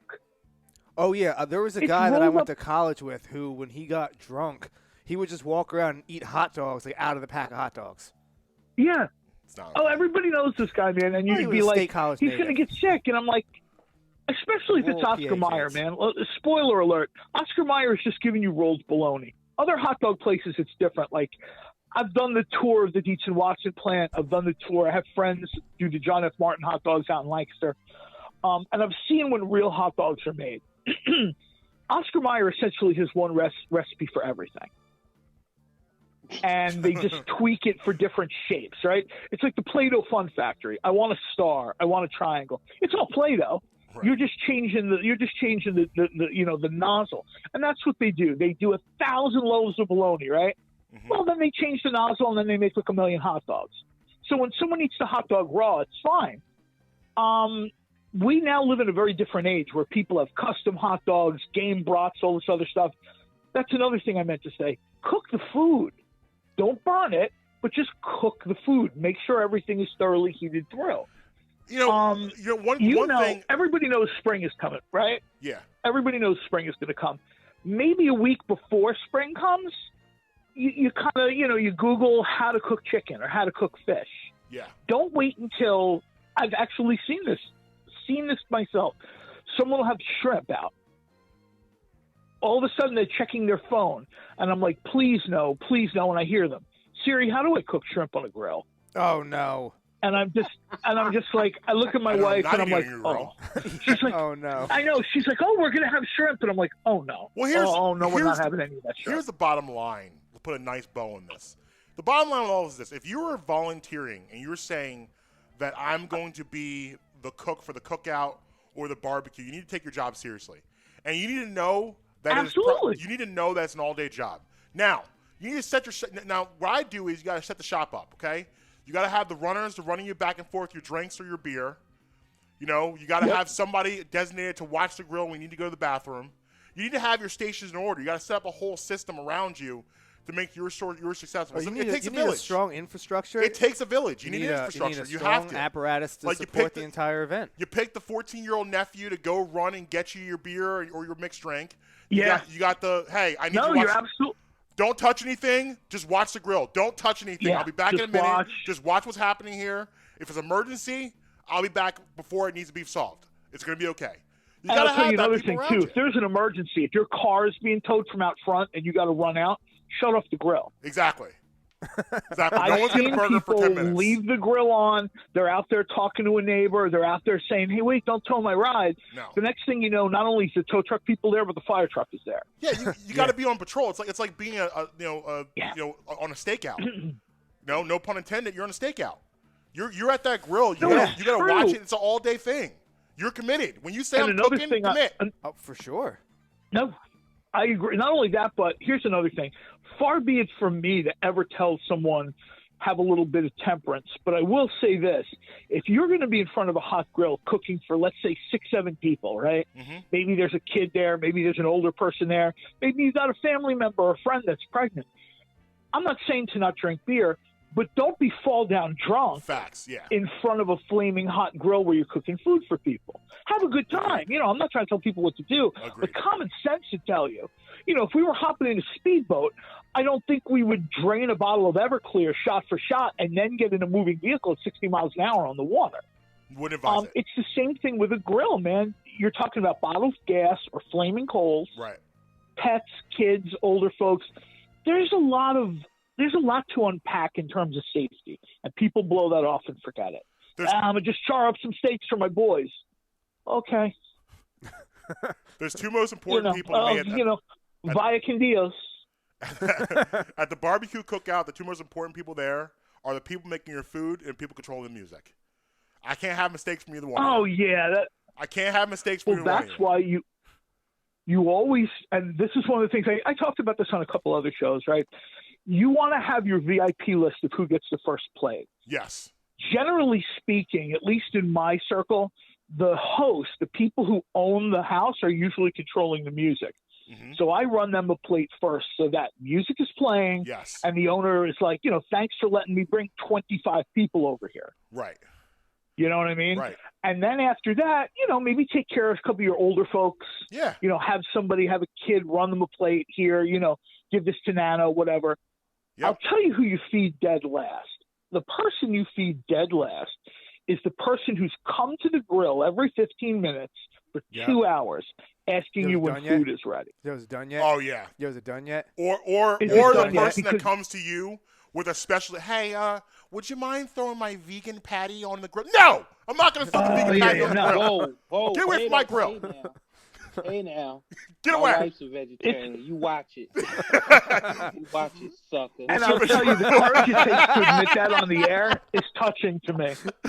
I have tremendous respect for people. If I had a vegan or a vegetarian in my family, I would probably be looking to buy a new ID under the boardwalk in Atlantic City or something. I couldn't have that. I mean, but this is why I love Prince. Bless, Prince rise or die with the family. I get it. I would have done. Listen, if Aaron was a vegetarian, I would have done the same thing. I get it. I understand. I get it. But Marcus, you haven't lived until my wife comes to you and she says, "Can you throw my carrot dog on the grill?" And you're like, "What's a carrot dog?" It's literally a seasoned carrot. No, It's a seasoned carrot put in a hot dog bun. Absolutely not. I can't be a part of that. No, they have a device. Like, I'm up sometimes, I can't sleep. It's 3 a.m. Yeah. I'm watching infomercials on a laptop or something. They have a device where you can take a carrot and run it through like a cutter, and you wind up getting like a hot dog shape out of it. Cooks just like a hot dog. No, it doesn't. It's not for me. I'm out. Your friends won't know the difference. All the way yeah, out. they will. Listen, the idea. Listen, the bottom line is, if I'm at the grill and you're patrolling music, if I'm not 2-step into the bass, I'm gonna need you to go give the playlist to someone else. I don't have to come over there and see you, yo, bro. I'm gonna need you to put on some Earth, Wind, and Fire. This isn't cutting it. Yeah, there are people that, this isn't a wedding. You know what I mean? I get when you're at a wedding and the DJ runs. The DJ's got his or her 40, 50 songs they play. Right. But then the bride and father paid for an extra hour, and now all of a sudden they're digging stuff out of their back pocket. Right. People at pool parties and cookouts tend to go with that bottom of the barrel first. Yeah. You know, I love this song in college, and it's a Barbie world, and you're like, whoa, no. Right, you got to make sure, too. Most people have 5 songs. Outstanding, Electric Slide, and what else, Marcus? What do we got? You can do like I said, September. Yes. Cupid Shuffle. There you go. You gotta do that. That's important. Like PYT, Michael Jackson. I need to hear that. If I don't hear those songs in your playlist, then it's for me when I think of like cookout music, I think of like 70s, 80s R&B. Like and you gotta be like, I want to hear some Luther. Yeah. Like I need to hear some soul because I want to feel good. When I'm flipping, I'm gonna be flipping in rhythm. My hands, I got both hands going. I'm 2-stepping. I want to be good. I want to be feeling good. Like, you got to be really smart about that. And also, too, like, when you're playing the music, you got to be smart because grandma's there early on. You can't be bleeding grandma's ears out with the NWA. Like, save that for when the 40s come out and we're playing dominoes at 2 in the morning. We're not putting that on at 12:30 in the afternoon. No, that's absolutely right. And that's almost like a respect deal. Yeah. You know what I mean? I see people, like you said, grandma's there. Yeah. And people will grab, grandma will love this. No. Grandma, oh, man. No, she won't. I mean, grandmas used to Motown. Grandmas used to maybe Elvis or something. Right. Grandma's not, Yeah. Oh, look, every other word is bleak. My grandma would hit you with, "I don't mean no harm, baby, but this music ain't for me." It's true, and they don't say anything because they're older. They're glad you went and got them for the day. Maybe they don't drive anymore. Right. And they got to sit there, and you're like, and then as soon as those songs play, somebody has a story. It's a club story. It's a house party story, and that's not a story Grandma should be hearing either. No. Or you know what I mean? When you were created story. Oh, me and your dad made you to this. That's what you call. Let me tell you why your name is Trans Am. Oh no, please no. Yeah, that's when you call. That's when you call cousin. Yo, cuz, Grandma's here. What are you doing? We're not playing Biggie right now. Turn it off. And the funny thing is, everybody does it. Yeah. It doesn't matter. And this is why when people are like, and I'm not going to get too preachy here because I hate that, but when people are like, oh, nobody has anything in common anymore. Yeah, you do. You just got to look for it. Right. Because I don't care if it's a black person barbecue, an Asian barbecue, an Italian barbecue. Everybody's got the same essential stuff. Mm-hmm. It's just like, a little bit different. Like, have you ever seen an Italian cookout? First of all, my wife is half Italian. These people don't know what to do with a grill. I'm just sorry you don't. I understand the stew pot, 9 hours with Nana in the kitchen is great. I've watched Italian relatives try to cook on a grill, and it hurts me inside. The Frank Sinatra's cranked up, and I'm like, it's the Eddie Murphy thing, or are you cooking to the words or the beat? Because you are not watching what is going on with this food at all. They think meatballs go on a grill. They do not. And then everybody starts telling these inappropriate stories. Yeah. Man, let me talk to you about Clubadelphia. And I'm like, no. Absolutely not. All right, J. Cole, tell them where to find you. You can find me on Twitter at J_Cole. Find me on Facebook and Instagram at J. Cole. You know, like I said, if people want to at your show with questions about food, whatever, you know, have them get at you, man, and we'll try to answer stuff. You know, we'll try to, I mean, yeah, food felonies are important, but we want to try to give people, you know, some tips too. You know, maybe, you know, it's not always going to be a shooting on people, although, you know, you guys really, if you're going to listen to this show, you're going to have to pick a step up your game. Absolutely. Well, listen, we always appreciate most you of being the on. people that at the show about food takes tell me in explicit terms what they think about my well-done steaks. So Not the well-done steaks. Oh, no. All right, listen, we ain't getting that right now. All right. We appreciate. That'll be next week's show. Yeah, we'll start with that next week. We appreciate you jumping on, man. White people, cook your food. And J. Cole, do you have any small businesses real quick before you get out of here to shout out? Well, I shouted them out last week. I wanted to mention it again this week because they mentioned they're going to start donating to local charities. Bellagio's Bread in Mount Laurel, great family that owns the place. They have sandwiches named for kind of local people or whatever. But the owners, you know, they've had a good life, so they want to start donating to local communities and stuff like that. So keep in mind, look in your community and see who's really helping people out. You know, Josh Kim, Spot Burgers in Philadelphia. This guy has fed people for free for months. People out of work, people furloughed, people, you know, on half pay. And he's done it out of his own pocket. He hasn't asked people for anything. Show up. Nobody's had to show ID or anything. He's just like, hey, you hungry? I'll make you a burger. I'll make you a chicken sandwich. Not a lot of people are doing that. Now that things are starting to relax a little bit, people getting their vaccines, you know, go check some of these places out. Absolutely, man. Well, as always, we appreciate having you on. We can't wait to talk next week. Yeah, absolutely. Talk to you next week. Take care, guys. Take care. Perfect. Thank you. So listen. J. Cole there. Brought to you by Beef Jerky Outlet. Yes. I'm about to drop some knowledge on you two right now, okay? So I'm a playlist. I double duty usually at the cookout. I usually do the playlist and I do the cooking. So like I have my playlist preset, so I put it on shuffle. But I'm gonna read I'm gonna read you some songs that if it ain't on. We did this a couple years ago. Do you remember, Justin, on Give and Go when we talked to people about I went to a really bad party, and then I went through and told them all the things that were wrong with their party? Vaguely. One of the things we talked about I attend a lot of bad parties. One of the things we talked about was music, how important music is to a party. The most essential element besides the food and the drinks is the music. The thing is, I want to go back to your party. Okay. You broke out the top shelf hits too early at that party. Okay. I'll take the criticism. Now there was nothing wrong with the whole playlist was good. Right. But you broke Here's out. what I'll say, though. Here's the thing. It's controlled by shuffle. Well, so fair, I can't say that I did it. The shuffle, because I'll tell you a funny story. So I had WAP on the playlist. Yes, you did. I remember. So listen. I remember. So nobody's there. Is nobody there? I just turned the playlist on, right? And it's me and my buddy. We're sitting there just having like a early beer, and WAP comes on. I'm like, well, this is weird. This is not supposed to be on now. This should have come on 10 hours later for everybody. Yeah, for all the girls, whatever. Yeah, when it was packed. Yeah, when it was packed. This was not the move for right now. So I will say I will have to give you credit because the playlist was. Yeah. Though I would have just chose a different order for the playlist. Yes. Okay. That's now fair. I didn't know it was on shuffle, so that changes it a little bit. Yeah, it was on shuffle. But, yeah.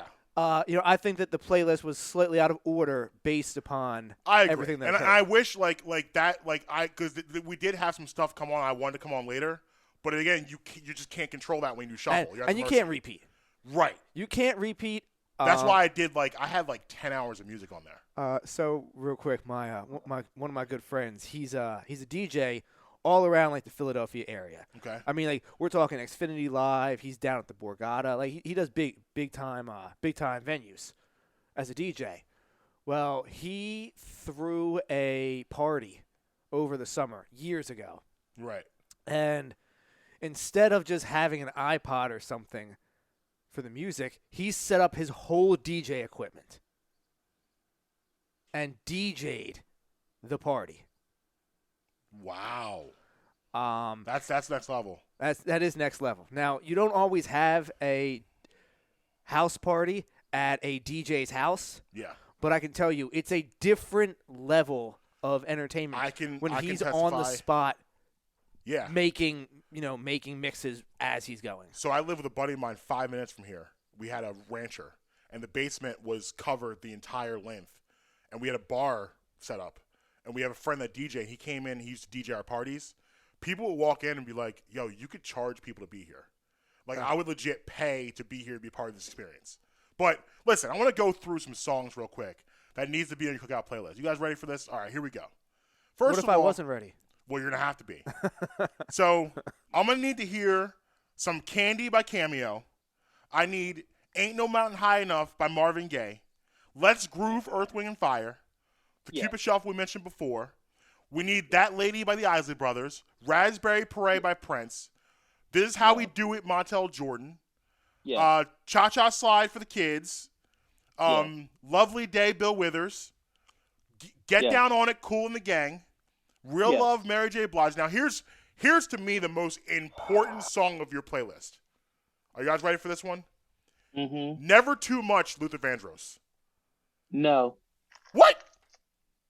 You don't want that on there? Because you didn't include Outstanding. That's on here by the Gap Band? Yes. Of course, no, by the Isley Brothers. Yes, it was just further down the list. It's on. I got you, bro. I got you. Just did not get that. I didn't far get down there the yet. list. We're not done, bro. This goes, and then if you're gonna do, here's the deal.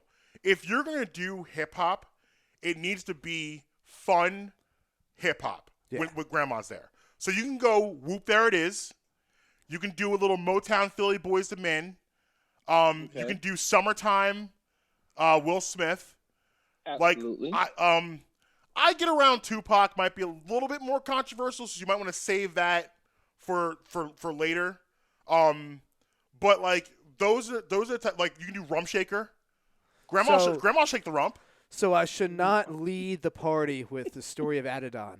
No. That shouldn't even be on your list. That's way too aggressive. That's the kind of party I'm trying to attend. That's way too aggressive for a cookout. You can go California Love with Grandma. Oh, for sure. Grandma will be okay with California Love. That's pretty clean. You can go Nothing But a G Thing. You can do Juicy with Grandma there. Now, I understand that California Love is about L.A. and obviously California. Yeah. If that's not the official song of Vegas, though. I mean, I can see it. But like, my point in all this is, like I said before, like when I'm thinking of the cookout playlist, I want that 70s to 80s vibe. I want that in there. That's how I feel. It's fair. But now I want to go. Well, that's when you gathered to have a good time. Right. And then somewhere along in the 2000s, it turned into pushing and shoving and hugging the wall and mean mugging. Right. There was no dancing anymore. Right.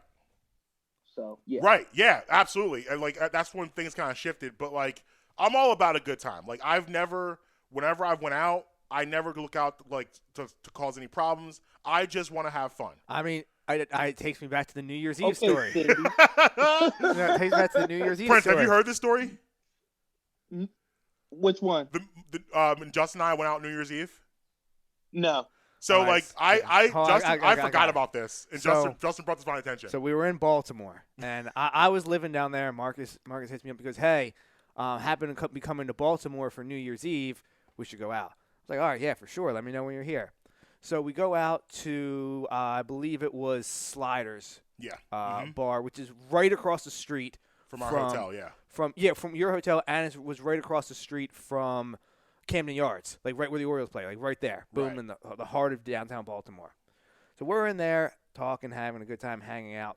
I don't remember what song comes on, but we're in mid-sentence. talking to him. I'm telling him about whatever it is. This song comes on.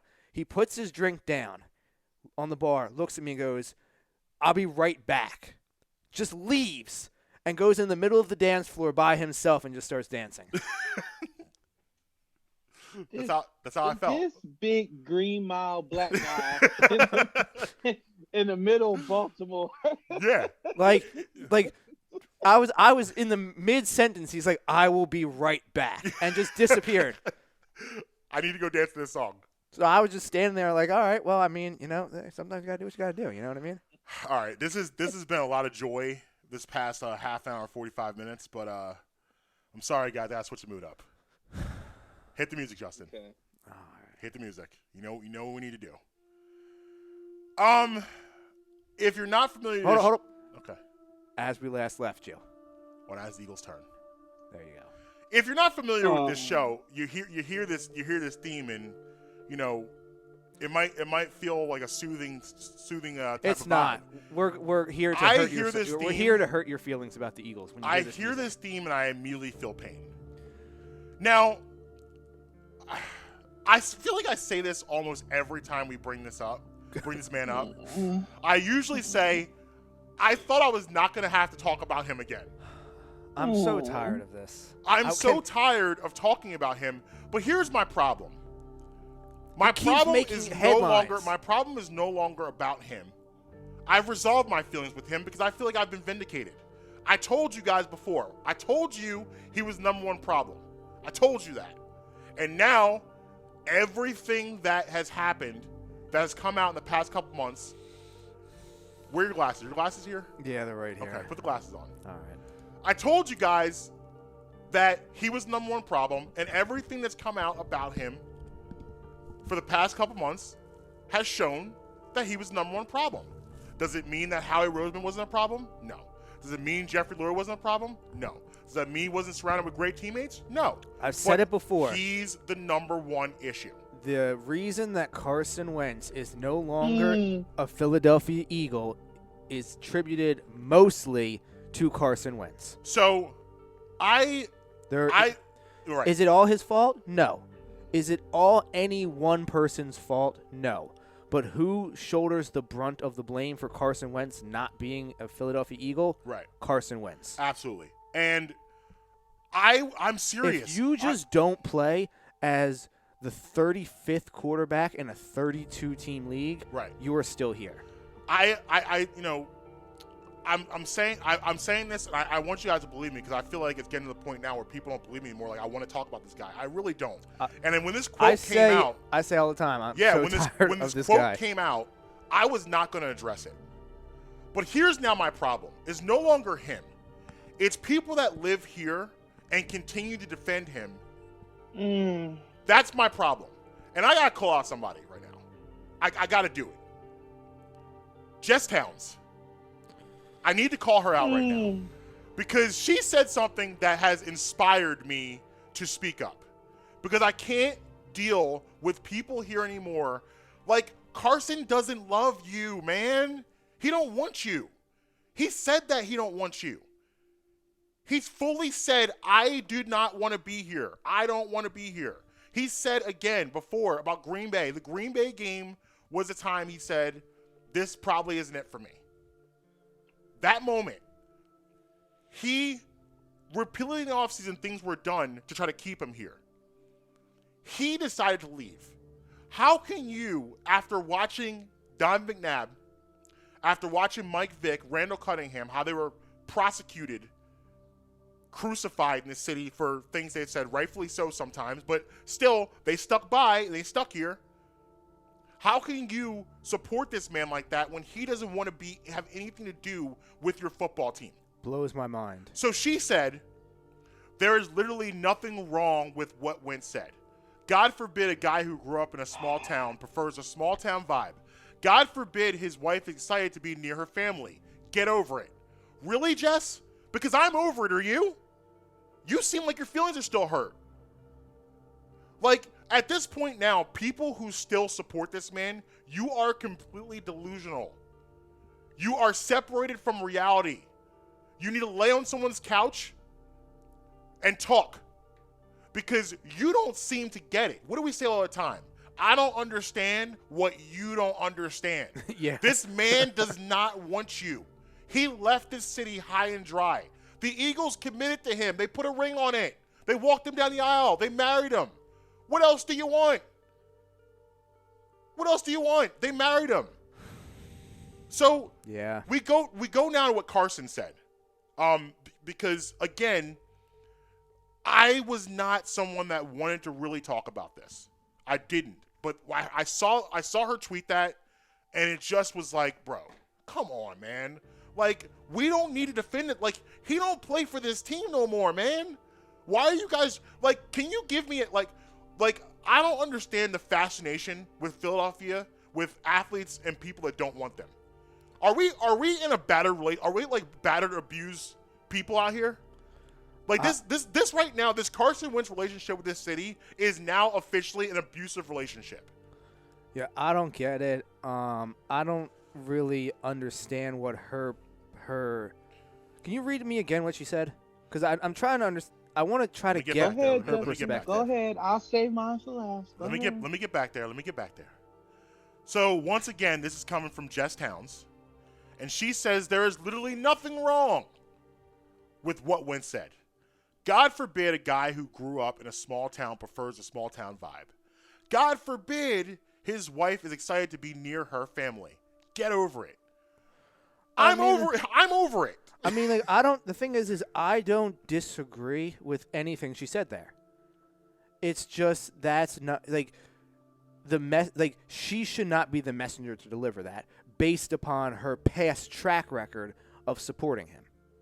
Okay. I don't think that her message what is wrong that he said? He's like, I like to be in the Midwest. You know, Here's the problem. There's nothing. Well, hold on. There's nothing. I don't think there's anything wrong with what he said. In that context of there's nothing wrong with it. Now, if you're asking me, should he have said that? That's a completely different story. Right. But is there anything wrong with what he said? No. We all have our preferences. Absolutely not. Is she the person who I necessarily want to be the messenger based upon her track record of supporting Blindly him? supporting him. Yes. No. But your question was, is she? I don't think she's necessarily wrong because I don't think that her statement's incorrect. But she's not the one to be delivering it. And as I said, just because you're not wrong doesn't mean you should say it. It's not that it was wrong. It's misplaced. It's misplaced. We don't need you. Like, my problem with this is I don't need to see you defending Carson Wentz. Yeah, exactly. Because Carson Wentz has said repeatedly he don't love you. Like, is Carson Wentz a good guy? I think we'd all accounts agree he's a nice guy. Does he do a lot for charity? Yes. Does he do a lot in the community? Absolutely. No one's going to dispute that. He goes overseas and helps build churches and schools in Africa, or I think it was actually Haiti, wherever he was at. I'm not saying he's not a good person. That doesn't mean you have to support him, though. And, I'm going to say what I've always said about him is that, this is strictly from a football standpoint. All that stuff is great, but we're talking strictly football. Yep. And what kind of teammate were you? What kind of player were you this year? How did you handle One of the adversity? worst. What One kind of of the leader worst. were you? You were paid to do all of these things, and you didn't deliver on any of them. And, Prince, I'm going to let you jump in here in a second. I'm just going to read what he said. So he basically, a source close to him said this is basically someone talking for him. From a family standpoint, I've got an 11-month-old baby. I've got a wife. No. This is from him. This is not from someone else. This is from him. Okay, this is a direct quote from Yes. him. Okay, from a family standpoint, I've got an 11-month-old baby. I've got a wife, and my wife is actually from Kentucky, so our whole family is a 2.5-hour drive away. It feels like us. It feels like our culture, our values, our kind of vibe. See, see, I'm reading it again. I'm getting pissed off again because you're putting values on it. You're putting morals on it. That's a slap in the face of this area. It's a direct slap in the face. You're telling, but bro, you don't know my values. Time out. You are correct with everything you just said. There is I'm not disputing that at all. However, there is much difference from the greater Philadelphia area and Fargo, North Dakota. I agree. I mean, you might as well be on Earth and Mars. I agree. So, I mean, should he have said that? I don't know. My Jesus says judge not. I don't know about his Jesus. That's what my Jesus says. Well, I got to just say this. If Russell Wilson and Carson Wentz are praying to the same God, this ain't it. Maybe they're not reading the same Bible. But that's just not something like that's not so, like. And listen, what did I say last week? And what I've said, people might call it controversial, but whatever. Just because you're a Christian, it doesn't mean you're a good person. Oh yeah, those two things are not mutually exclusive. Yep. I've gone to the church, and there's been a lot of scumbag behavior in the church. Oh, for sure. So people want to give the halo to Carson, and he's this great person, and all this stuff. And just because, listen, it's not all one neat picture. Just because you're a good person, I'm sorry, just because you do good things doesn't make you a good person. For sure. You can be a bad person and do good things. It's not all the same. But Prince, we've been letting you be quiet. Let me jump in here and Prince, tell us how you feel. Yeah, what's your take? This howdy doody ginger. Okay. You know what I want to say. You lucky this is the real time with Prince Blue. I'm so sick and tired of Carson Wentz.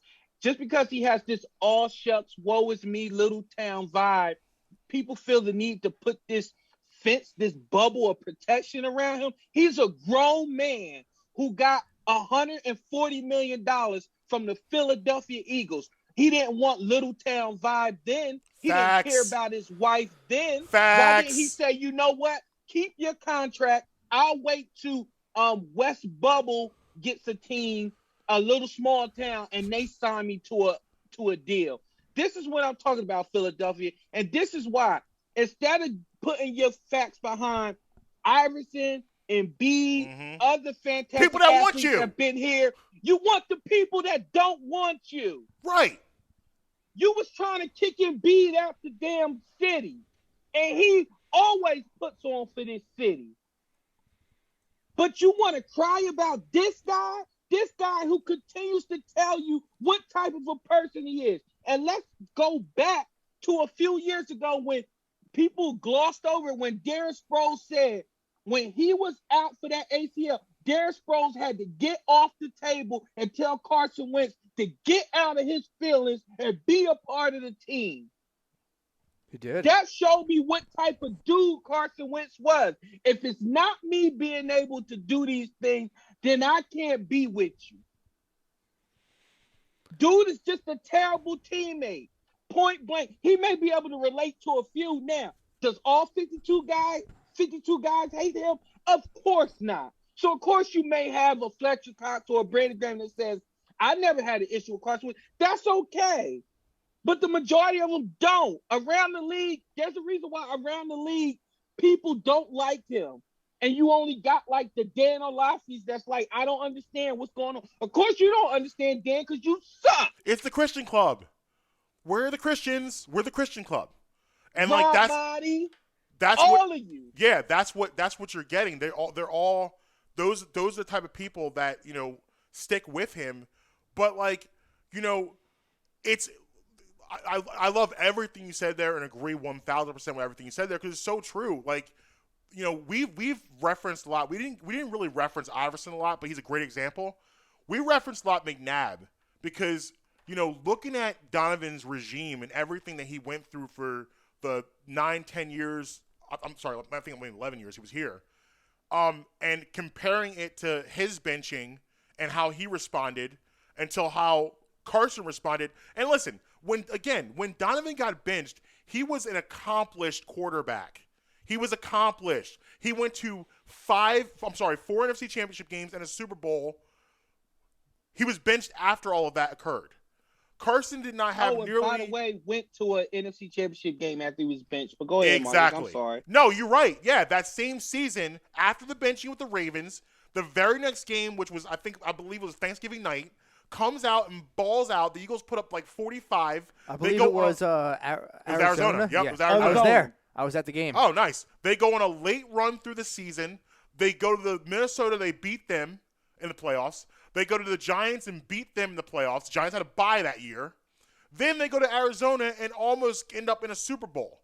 This is a response from someone that didn't need to respond this way. Like if McNabb came out and said, yo, bro, all the things that I've done, you're going to bench me? If he came out with that attitude, can you necessarily blame him? Do you want to hear him say that? No. But can you necessarily blame him? No. This kid gets benched after being straight toilet water. I'm out. Used toilet water for 11, 12 games. Could have been benched at least 4 or 5 weeks previously. I'd say I'd say At 3 least. weeks before that. At least could have I'd say been 3. Stood up in front of the team before the Cleveland game and said, guys, I'm sorry. I've been playing terrible. Forgive me. I'm not long for this city. Sniffling, all this stuff like that. Goes into Cleveland and plays terrible. Still doesn't get benched. Finally, Doug says, yo, bro. I can't do this anymore with you. Go sit down. I'm not saying this forever, but you need to sit down right now. You need to relax. Yeah.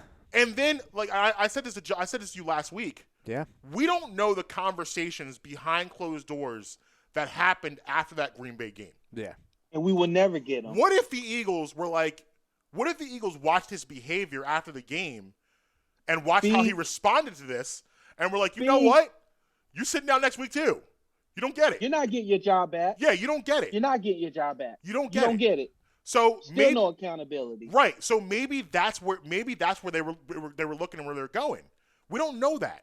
But my point in all this is this: like if I could just sum this up, it's really this simple.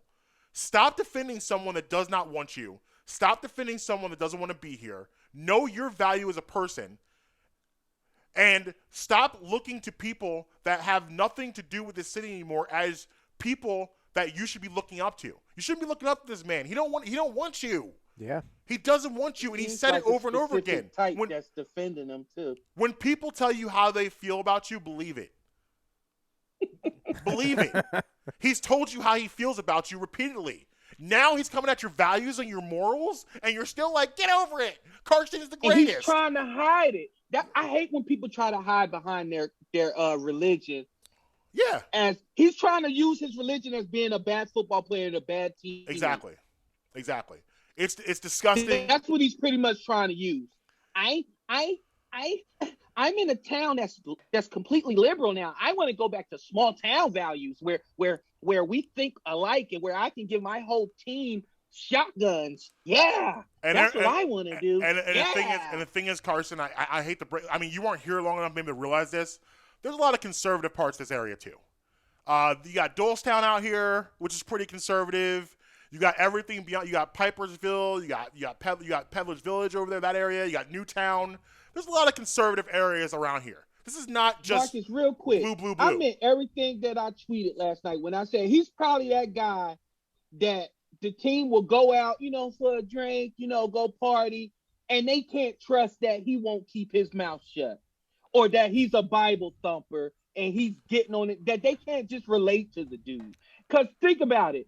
Nick Foles is just about as religious. I was just going to bring him up. I was just going to bring him up. You're right. Because he's one of the guys. He's not holier than thou. He's really the all shucks guy that really is all shucks. He's not an all shucks, but my ish don't stink guy like Carson Wentz was. Exactly. I'm sick of this dude. Exactly. I'm sick of him. I completely Give agree. us our first round pick and bomb in Indianapolis. 75. If 75 y'all got a problem, come see me at Real Prince Blue on Twitter. 75 is the only number I care about when it comes to this man. 75. That's it. I don't care about anything else regarding him. I don't wish him ill, but I'm not going to be at all paying attention to anything. And I hope it probably won't be, but I hope it's the last time we talk about it. But listen, it's been a great show. This is a lot of fun. We got to get out of here. Follow me at Marcus Be Tweeting everywhere.